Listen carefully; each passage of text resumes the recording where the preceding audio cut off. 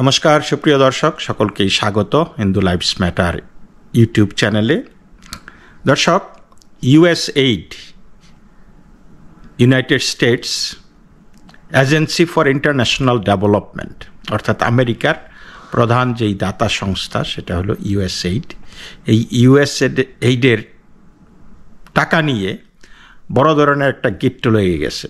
আপনারা জানেন যে USAID প্রায় প্রতি বছর প্রায় $50 বিলিয়ন বৈদেশিক সাহায্য করত, এবং ডোনাল্ড ট্রাম্প ক্ষমতায় আসার পরে তাদের বক্তব্য হলো যে এই টাকাগুলি আমরা কোথায় দিচ্ছি, কাকে দিচ্ছি, কেন দিচ্ছি, এতে করে আমেরিকার কি লাভ হচ্ছে, বা যেই মানুষগুলি টাকা পাচ্ছে তারা আমেরিকাকে কোনোভাবে সাহায্য করছে কিনা সেটা খতিয়ে না দেখা পর্যন্ত এই টাকা দেওয়া বন্ধ। আপাতত 3 মাসের জন্য স্থগিত করেছে, তারপরে তারা রিভিউ করছে। বোঝা যাচ্ছে যে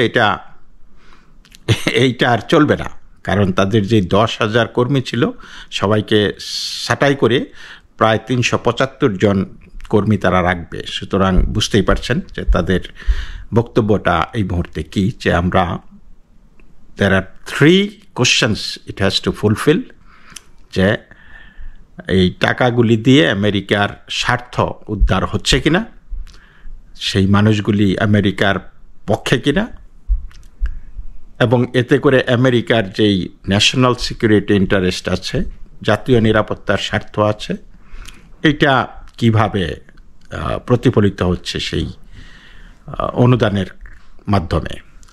তো তার উত্তর পেলেই শুধু টাকা দেওয়া হবে, নাহলে দেওয়া হবে না। তো এর মধ্যে যেই বিষয়টি হয়েছে যে ভারত এবং বাংলাদেশে অনুদান নিয়ে বড় ধরনের গেট্টু লেগে গেছে। ট্রাম্প বলেছে যে ভারতকে আমরা কেন টাকা দেব, ভারতকে $21 মিলিয়ন দেওয়া হয়েছে, ভারতের তো অনেক টাকা আছে, তাহলে আমরা কেন ভারতকে সেই টাকাটা দিতে যাব। বলা হয়েছে যে ভারতে নাকি ভোটারদেরকে ভোট কেন্দ্রে উপস্থিত করতে নাকি এটা করা হয়েছে।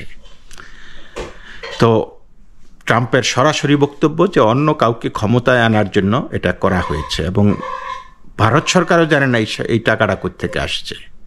ট্রাম্প বলতেছে যে ভারতে ভোটারদেরকে ভোট কেন্দ্রে আনতে টাকা দেওয়া হয়েছে, অথচ আমরাও তো চাই যে আমাদের ভোট কেন্দ্রে ভোটাররা যাক। কই, আমাদেরকে তো কেউ টাকা দেয় না। And $21 million for voter turnout in India. Why are we caring about India turnout?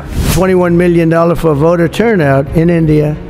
Well, why are we giving $21 million to India and $21 million for voter turnout in India? What do we need to spend $21 million for voter turnout in India? আর আরেকটা জিনিস হলো, America ভারতকে vote কেন্দ্রে যাবার জন্য টাকা দেয়, অথচ আমেরিকার ভোটারদের উপস্থিতি হয় অনলি 40 to 50%, আর ভারতে ভোট দিতে যায় 80 থেকে 90%। তাহলে কোন দেশে ভোটারদেরকে ভোট কেন্দ্রে আনার বেশি প্রয়োজন? কিন্তু বাইডেন প্রশাসন এই টাকা ভারতে দিয়েছে। এখন ভারতীয় সরকার জানতে চাচ্ছে টাকাটা কোথায় গেছে, কার কাছে গেছে, কী উদ্দেশ্যে, কাকে পাশ করানোর জন্য। অনেকে ইঙ্গিত দিচ্ছে যে এইখানে রাহুল গান্ধীকে বা কংগ্রেসকে সুবিধা দেওয়ার জন্য এটা গোপনভাবে টাকাটা দেওয়া হয়েছে, এবং সরকার নড়ে চড়ে বসেছে। এবং ভারতের যেই বিদেশ মন্ত্রণালয়ের যেই মুখপাত্র আছে রণধীর জয়সওয়াল, তিনি বলেছেন যে এটা খুবই কনসার্নিং, খুবই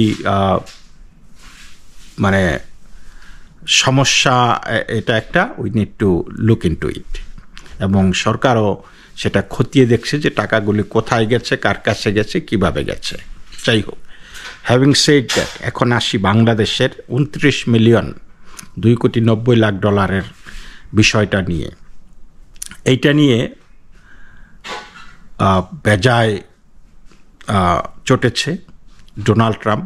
তিনি বলেছেন যে একটা কোম্পানি, কারো নাম জানে না, কারো নাম কেউ জানে না, 2 জন মানুষ কাজ করে, সেই কোম্পানি পায় $29 million. $1 million going to my friend Prime Minister Modi in India for voter turnout. We're giving $21 million for voter turnout in India. What about us? I want voter turnout too, Governor. $29 million to strengthen the political landscape in Bangladesh. Went to a firm that nobody ever heard of. Got 29 million. They got a check. Can you imagine? You have a little firm, you get 10,000 here, 10,000 there. And then we get 29 million from the United States government. There are 2 people working in that firm. 2 people. I think they're very happy. They're very rich. They'll be on the cover of a very good business magazine pretty soon. তো তিনি কোম্পানিটির নাম প্রকাশ করেনি। তো তিনি যেটা বলেছেন সেটা হলো যে উগ্র বামপন্থীদের ক্ষমতায় আনতে দেওয়া হয়েছিল $29 মিলিয়ন। তো আমি জানি না এই ক্ষেত্রে তিনি সঠিকভাবে বলেছেন কিনা। উগ্র বামপন্থী, বাংলাদেশে উগ্র বামপন্থী বলতে কিছু আছে কিনা আমি জানি না, কারণ বামপন্থীরা ঘরে ঢুকে গেছে, তারা আর কিছু করতে পারতেছে না। সুতরাং এইখানে শব্দটা হয়তো উগ্র ডানপন্থী হবে, উগ্র মৌলবাদী হবে। এবং ডোনাল্ড ট্রাম্প এই গ্রামার মেনটেন করে না। তিনি, আপনারা শুনেছেন যে মোদি এবং ট্রাম্পের যখন সাংবাদিকদের মুখোমুখি হয়েছিলেন তারা, তখন সাংবাদিকরা প্রশ্ন করেছিল যে বাংলাদেশের ডিপ স্টেট ক্ষমতা দখল করেছে এবং প্রফেসর ইউনুস যেই লিবারেল আইকন যিনি আছে জর্জ সরোস তার ছেলের সাথে দেখা করেছে। তখন তিনি বলেছে এবং বাংলাদেশ সম্পর্কে আমেরিকার চিন্তা ভাবনা কি। তো সেই ক্ষেত্রে তিনি বলেছেন যে আমি এই বাংলাদেশের বিষয়টা প্রধানমন্ত্রী নরেন্দ্র মোদীর কাছে দিয়ে দিতে চাই। তিনি বহুদিন ধরে এটা নিয়ে কাজ করতেছেন, মেবি 100 ইয়ার্স ধরে কাজ করতেছেন। তো এই যে 100 বছর ধরে কাজ করতেছেন। Mr. President, what you would like to say about the Bangladesh issue, because we saw and it is evident that how the deep state of United States was involved in regime change during the Biden administration, and then Muhammad Yunus made Junior Soros also. So what is your point of view about the Bangladesh? Well, there was no role for our deep state. It was this is something that the Prime Minister has been working on for a long time and has been worked on for hundreds of years, frankly. I've been reading about it. But I will leave Bangladesh to the Prime Minister. And Mr. President, what you would like to say about the Bangladesh issue, because we saw and it is evident that how the deep state of United States was involved in regime change during the Biden administration, and then Muhammad Yunus made Junior Soros also. So what is your point of view about the Bangladesh? Well, there was no role for our deep state. It was this is something that the Prime Minister has been working on for a long time and has been worked on for hundreds of years, frankly. I've been reading about it. But I will leave Bangladesh to the Prime Minister. তো সেটা যদি আপনি Donald ট্রাম্পের কথা যদি literally নেন তাহলে ভুল করবেন। ডোনাল্ড ট্রাম্প মানে সারমর্ম ঠিকই আছে, কিন্তু অনেক সময় অনেক বিষয় গুলিয়ে ফেলেন। তো এইখানে তিনি বলেছেন যে উগ্র বামপন্থীদের ক্ষমতায় আনতে দেওয়া হয়েছিল $29 মিলিয়ন। সেটা পড়ে নিন, উগ্র ডানপন্থী বা মৌলবাদীদেরকে ক্ষমতায় আনতে $29 মিলিয়ন দেওয়া হয়েছে। বাংলাদেশে উগ্র বামপন্থীদের ক্ষমতায় আনতে রাজনৈতিক পরিমণ্ডল শক্তিশালীকরণের বিষয়টি ব্যবহার করা হয়েছে বলে মন্তব্য করেন আমেরিকার প্রেসিডেন্ট ডোনাল্ড ট্রাম্প। তিনি বলেন বাংলাদেশে $29 মিলিয়ন গেছে রাজনৈতিক পরিমণ্ডলকে শক্তিশালীকরণ এবং তাদের সহায়তা করতে, যাতে তারা উগ্র বামপন্থীদের ভোট দিতে পারেন। $29 million goes to strengthen the political landscape and help them out so that they can vote for a radical left communist in Bangladesh. You had to see who they supported. You wouldn't believe, yeah, you would believe it. যুক্তরাষ্ট্রের স্থানীয় সময় শনিবার ওয়াশিংটনে conservative political action কনফারেন্সের শেষ দিনে তিনি ওই বক্তব্য দেন। এর আগে গত শুক্রবার ওয়াশিংটনে গভর্নরদের নিয়ে আয়োজিত অনুষ্ঠানে তিনি বলেছিলেন বাংলাদেশের যে ফার্মকে $2.90 কোটি দেওয়া হয়েছে সেটিতে মাত্র 2 জন লোক কাজ করেন। তার এমন বক্তব্য নিয়ে দেশ জুড়ে চলছে তুমুল আলোচনা। অখ্যাত বাংলাদেশি সংস্থার কাছে অর্থ যাওয়ার অভিযোগ করে ট্রাম্প বলেন বাংলাদেশের একটি সংস্থার কাছে $29 মিলিয়ন গেছে, যেটির নাম কেউ কোনোদিন শুনেনি। তারা চেক পেয়েছেন। আপনারা ভাবতে পারেন আপনার ছোট সংস্থা আছে, আপনি এখানে 10,000 টাকা পান, এখানে 1 লাখ টাকা পান। তিনি বলেন আমরা যুক্তরাষ্ট্রের সরকার থেকে $29 মিলিয়ন দিয়েছি এবং আমরা বলছি যে বাংলাদেশ যাতে সেটা ফেরত দেয়। ওই সংস্থায় মাত্র 2 জন কাজ করেন। আমি মনে করি তারা খুব খুশি, তারা খুবই ধনী। কয়েকদিন পর মহান ব্যক্তি হওয়ার জন্য বড় কোনো ম্যাগাজিনে তাদের ছবি প্রকাশ করা হবে তারা ধনী হয়ে গেছে, কারণ তারা বিশাল কারসাজি করে এই টাকাগুলি নিয়েছে এবং সেই টাকাগুলি ব্যবহার করেছে বাংলাদেশের সরকার পরিবর্তনের জন্য। কি কঠিন চার্জ! আপনারা অনেকেই ভাবতেছেন যে ডোনাল্ড ট্রাম্প বোধহয় বাংলাদেশের খবরাখবর কিছু রাখেন না।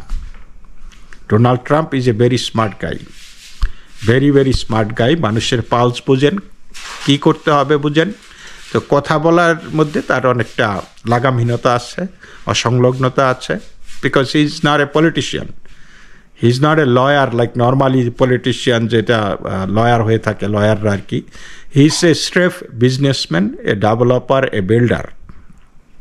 এবং তিনি অত গ্রামার মেনটেন করে কে কি ভাবলো না ভাবলো সেইভাবে তিনি পলিটিক্সটা করেন না। তিনি নিজের একটা ব্র্যান্ড তৈরি করেছেন, সেটাকে বলে make America great again, mega. এই স্লোগানেই কিন্তু সারা বিশ্ব বাজিমাত।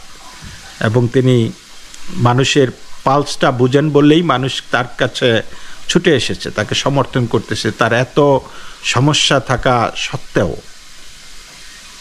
Because he talk of the people. মানুষের মনের কথাগুলি, যেগুলি মানুষ ভয়ে এতদিন বলতে পারতো না, সরকারের নিগ্রহের শিকার হতো কথা বলতে গিয়ে, সেগুলির তোয়াক্কা না করে তিনি তার মতো করে কথা বলেন। সেই মানুষের কথাগুলি তিনি অকপটে নির্ভয়ে তুলে ধরেন। এবং এই বাংলাদেশ নিয়ে মাত্র খেলা শুরু হয়েছে, অনেকেই হয়তো স্বস্তির নিঃশ্বাস ফেলছেন, ও ডোনাল্ড ট্রাম্প, মোদি তারা কিছুই করেনি, ধীরে বহে কি নদী, তাই না? তো এই পলিটিক্সটা এমন, কূটনীতিটা এমন একটা মানে বহতা নদীর মতো। আপনি অনেক সময় এটা এমন উত্তাল কিছু, ডিপ্লোমেসিতে উত্তাল কিছু নাই, এটা কখনোই হয় না। উত্তাল হয়েছে যুদ্ধ বিগ্রহ, ডিপ্লোমেসি এই যে সম্ভোগতির জিনিস, স্লথ। এবং এই মানে ডিপ্লোমেসিটা মানে ধারে কাটে না, সেটা ভারে কাটে। তাহলে সেই ভারটা কিন্তু আস্তে আস্তে প্রকাশ হচ্ছে, এবং সেটা কোন দিকে যাবে, কত দূর দেরি হবে, we don't know, but it will happen. ধীরে ধীরে আরও জানা যাচ্ছে যে গত কয়েক বছর ধরে, 4-5 বছর ধরে বাংলাদেশে শত মিলিয়ন ডলার যাচ্ছে আমেরিকা থেকে। তারা মনে করতেছে যেটা রেজিম চেঞ্জ, যেমন 2020 সালে 500 মিলিয়ন, 2021-এ 499 মিলিয়ন, 2022-এ 470 মিলিয়ন ডলার, তারপরে 2023-এ 487 মিলিয়ন ডলার, তারপরে 2024-এ 450 মিলিয়ন ডলার বাংলাদেশ সাহায্য পেয়েছে আমেরিকা থেকে। এবং এই 450 মিলিয়ন প্রায় 500 মিলিয়ন মানে 50 কোটি ডলার। তো 50 কোটি ডলারে কত হাজার কোটি টাকা আপনারা একটু ভেবে দেখবেন। এবং সেইগুলি যে সবগুলি সরকারের খাতে গেছে সেটা কিন্তু নয়, সেই টোটাল টাকাটা বাংলাদেশে গেছে, সেখানে বিভিন্ন এনজিও পেয়েছে, এবং সেই এনজিওর টাকাগুলি ডাইভার্ট হয়ে কার কাছে গেছে আমরা দেখেছি যে এই মানুষ হত্যা করা হয়েছে, সেই ধরনের গুলি নাকি পুলিশ মিলিটারির কাছে নাই, তাহলে এই গুলিগুলি করলো কারা? সুতরাং এটা টোটালি একটা রেজিম চেঞ্জ ফান্ড, সেইটাই কিন্তু প্রকাশিত হচ্ছে। তো ইটস ডেফিনেটলি, কারণ বাংলাদেশে যেইভাবে মৌলবাদ বিস্তার করেছে, বাংলাদেশে যেইভাবে মৌলবাদীরা মব ভায়োলেন্স করতেছে, যেইভাবে জঙ্গিদের আস্তানা মানে কারা হচ্ছে, জঙ্গিরা আশকারা পাচ্ছে, এই শান্তিতে নোবেলের আড়ালে যেই জঙ্গি গডফাদার যিনি সেজেছেন, তিনিও কিন্তু এই মানে ধরা পড়বেন। এই চায়ের মধ্যে কিন্তু ধরা পড়তেই হবে বোয়াল, রাঘব বোয়ালরাও ধরা পড়বে আস্তে আস্তে। Just wait and watch. তো দর্শক, এই পর্যন্তই, ভালো থাকবেন, নমস্কার।